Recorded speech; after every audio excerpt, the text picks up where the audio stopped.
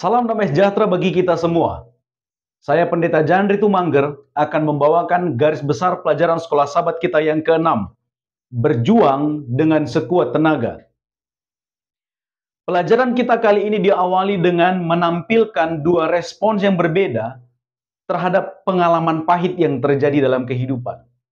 Respon pertama adalah seorang wanita yang masih mengalami dendam atau marah kepada pembunuh anaknya 20 tahun yang lalu. Sementara respon yang kedua, seorang pria yang dapat memaafkan pembunuh anaknya yang terjadi beberapa tahun yang lalu, dan dia mengaku bahwa Tuhan dapat mengubah luka hatinya. Pertanyaannya adalah, mengapa kedua orang tersebut memiliki respon yang berbeda terhadap peristiwa pahit yang sama yang mereka alami? Bagaimana agar kita dapat memiliki respon seperti respon pria pada cerita di awal tadi? Mari kita perhatikan pelajaran berikut ini. Yang pertama adalah roh kebenaran. Di dalam Yohanes pasal 16, sebelum Yesus naik ke sorga, dia menjanjikan datangnya penghibur, atau disebut juga roh kebenaran, atau roh kudus. Di dalam ayat yang ke-8 sampai ayat yang ke-13, peran roh kudus atau roh kebenaran itu adalah menginsafkan dunia akan kebenaran atau memimpin kepada kebenaran. Artinya, roh kudus dapat memberitahukan kepada kita sesuatu yang benar, tetapi roh kudus tidak dapat memaksa kita untuk melakukan hal yang benar tersebut. Kita harus memilih untuk melakukannya dengan kesadaran kita. Kita membutuhkan tuntunan Roh Kudus, dan dengan tuntunan Roh Kudus itu kita harus berjuang agar dapat memiliki pandangan yang positif tentang masa-masa sulit yang terjadi dalam kehidupan. Roh kebenaran membantu kita untuk bersikap mana yang tepat dan menilai situasi yang sedang terjadi. Yang kedua adalah kemauan yang didisiplin. Salah satu musuh terbesar dari keinginan manusia adalah perasaan. Perasaan menjadi sangat penting dalam mengambil sebuah keputusan. Perasaan bisa menipu manusia sehingga manusia dapat mengambil pilihan yang salah atau keputusan yang salah. Oleh sebab itu, perasaan harus dikendalikan. Jika tidak, kita akan dibawa ke jalan yang salah.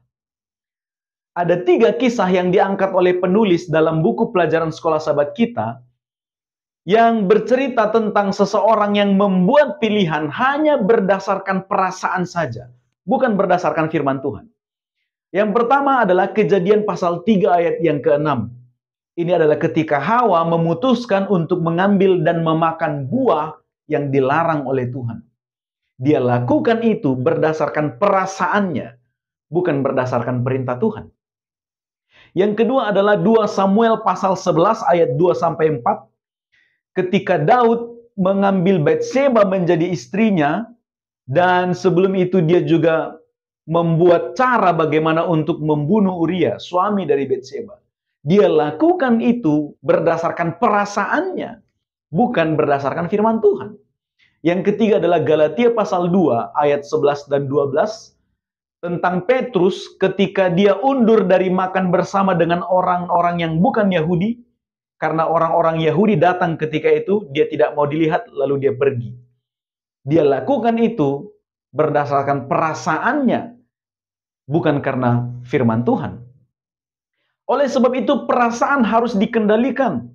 Dikendalikan oleh pikiran yang sudah diubahkan. Sehingga kita tahu bagaimana menempatkan diri ini ketika masa sulit itu terjadi. Yang ketiga, komitmen yang radikal dan ketekunan. Di dalam Matius pasal 5 ayat 29 dan 30.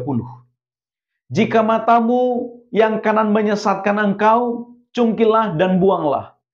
Jika tanganmu yang kanan menyesatkan engkau, penggallah dan buanglah. Tentunya itu bukan sebuah perintah yang dimaknai dengan harfiah, tetapi harus dimaknai dengan makna rohani. Artinya adalah harus ada pengorbanan dari pihak kita sebagai manusia untuk meninggalkan sesuatu atau untuk memulai berkomitmen kepada sesuatu. Yesus memanggil kita untuk mengendalikan pikiran dan tubuh. Kita tidak cukup hanya menunggu Tuhan untuk mengambil kecenderungan berdosa kita, tidak. Tetapi kita harus memiliki komitmen yang radikal untuk melepaskan sesuatu atau mulai melakukan sesuatu. Semakin sering manusia berkomitmen untuk melakukan hal yang benar, maka kita akan semakin kuat. Dan pada saat yang sama, maka kuasa pencobaan akan semakin lemah dalam diri kita. Ketekunan. Yakub adalah contoh tentang ketekunan di dalam Alkitab. Dia dengan tekun berpegang teguh kepada Tuhan. Dia meminta perlindungan Tuhan ketika dia mengalami tekanan dan rasa takut untuk menghadapi kakaknya Esau. Saudara-saudara, manusia dapat mengetahui apa yang benar dan dapat melatih dirinya untuk melakukan hal-hal yang benar, tetapi ketika tekanan terjadi, akan sangat sulit untuk berpegang kepada Tuhan dan janji-janji Tuhan. Itu sebabnya dibutuhkan ketekunan. Ketekunan menjadi kekuatan yang penting bagi seluruh umat yang percaya. Ketekunan yang dimaksud ialah kemampuan untuk terus maju, meskipun terkadang kita ingin menyerah. Kita harus berpegang teguh pada Tuhan meskipun harus menjalani rasa sakit yang luar biasa. Yakub, dia berjalan pincang setelah dia bergumul dengan Tuhan. Tampaknya itu adalah sebuah kelemahan dalam diri Yakub. Tapi ternyata tidak. Justru sebaliknya. Itu adalah bukti bahwa Yakub dengan ketekunannya memohon kepada Tuhan agar dia diberkati oleh Tuhan. Dan dia beroleh berkat itu karena dia minta dengan ketekunan kepada Tuhan. Inilah garis besar pelajaran sekolah sahabat kita untuk minggu ini. Biarlah kiranya berkat kita terima dan lewat pelajaran ini kita dapat melatih diri kita dengan sangat keras, membangun komitmen kepada Tuhan hingga kita dapat menyikapi situasi apapun yang kita alami, terlebih dalam cawan lebur kehidupan ini. Selamat belajar, selamat berdiskusi. Tuhan memberkati kita semua.